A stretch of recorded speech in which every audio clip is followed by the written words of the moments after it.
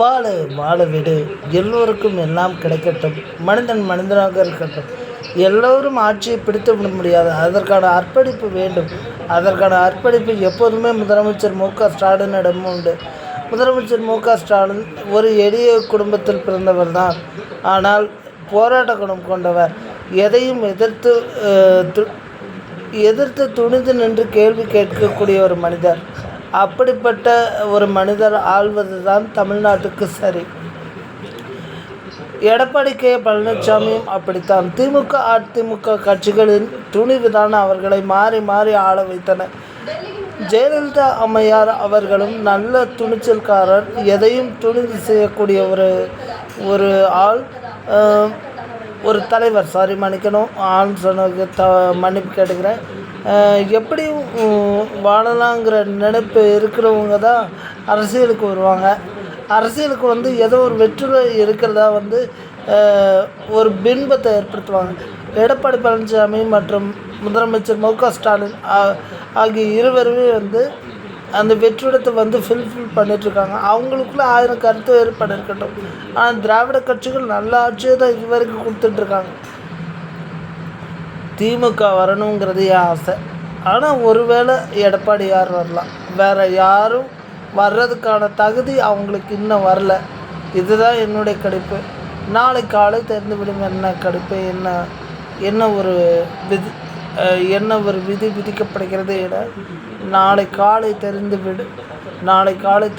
8 மணிக்கு ஆரம்பித்து 2 மணிக்குள் கிட்டத்தட்ட முடிவுகள் வந்துவிடும்.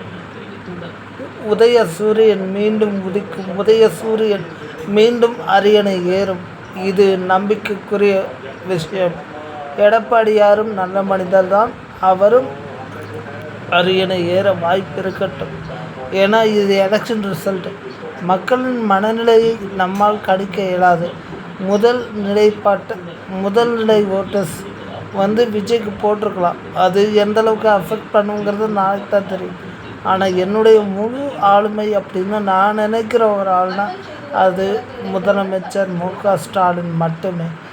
நன்றி, வணக்கம், வாழ்க வளமுடன். எல்லோரும் எல்லாவற்றுக்கும் தகுதியானவர்களாக மாற வேண்டும். அப்படி மாறினால்தான் நம்முடைய வாழ்க்கை சிறப்பாக இருக்கும். கடவுள் இருக்கிறார் என்பதை ஒருவர் நம்பினால்தான் தன்னுடைய பிறப்பையே அவர் நம்ப முடியும்.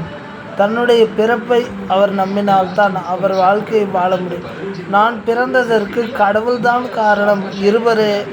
இருவரை வாழ்க்கையில் இணைய வைத்து அந்த இருவரின் மூலமாக என்னை கொண்டு வந்திருக்கிறார் கடவுள் என்பதை ஒருவன் உணர்ந்தால் போதும், அவனுடைய அகந்தை கடவுள் காலடியில் போய்விடும்.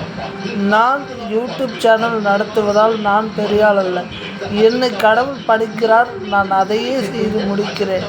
என்றுமே கவனமாக இருங்கள், கண்ணியத்தோடு இருங்கள்.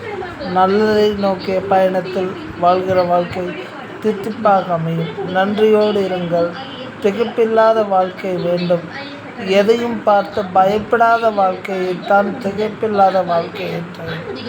நல்லதை நோக்கிய பயணத்தில் செல்லும் நாம் கவனத்தோடு இருக்க வேண்டும், கண்ணியத்தோடு இருக்க வேண்டும். நல்ல நம்பிக்கையோடு இருப்போமாக. கவனமாக இருங்கள், கண்ணியத்தோடு இருங்கள். எல்லாம் நன்மையாக நடக்கட்டும். சிறப்பான ஒரு வாழ்க்கை அனைவருக்கும் அமையட்டும். பெண்களை மதிப்பவர் மட்டுமே இன்று சரியான வாழ்க்கை வாழ முடியும். அதையும் கவனத்தில் கொண்டு செயல்படுங்கள் மக்களே. நான் என்ற எண்ணம் என்றுமே வேண்டாம். அது உங்களையும் அளிக்கும், சுற்றியுள்ளவர்களையும் அளிக்கும். கவனமாக இருங்கள். நான் என்ற எண்ணத்தை விட்டொழியுங்கள். பெண்களுடைய ஆளுமை சக்தியை சோதித்து பாருங்கள். நல்லதை நோக்கிய பயணத்தில் சிறப்புற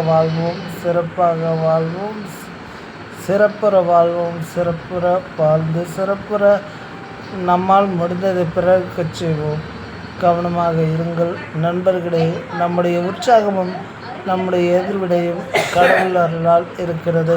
ஒருவன் கோழையாக வாழ்வதும் வீரமாக வாழ்வதும் அவனுக்கு கொடுக்கப்பட்டிருக்கும் சுபாவம் தான். அந்த சுபாவத்தை அளிப்பதும் நமக்கு கடவுள்தான். வாழ்க வளமுடன், வாழ்க வையகம். வாழ்க அனைவரும், அனைத்திற்கும் அனைவரும் தகுதியானவர்களாக மாற வேண்டும். நன்றியுடன் ஐயம் பெருமாள். வாழ்க வளமுடன்.